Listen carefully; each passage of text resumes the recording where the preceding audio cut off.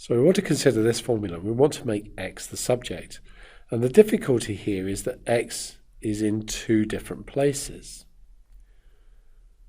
So if we start with 3x plus ay equals bz minus cx, the first thing I'm going to do is add cx to both sides so that I've got the x's on the same side.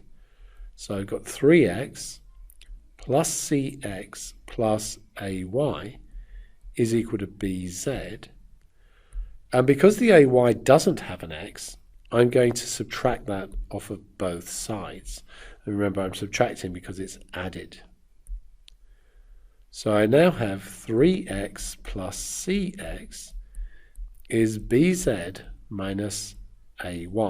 And we could have done both of those steps at the same time.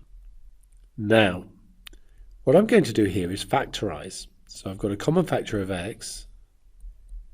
If I open a bracket, then I've got 3 plus c is bz minus ay.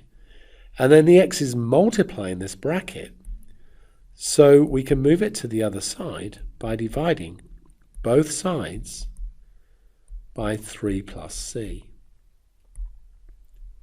Therefore, x is equal to bz minus ay over 3 plus c.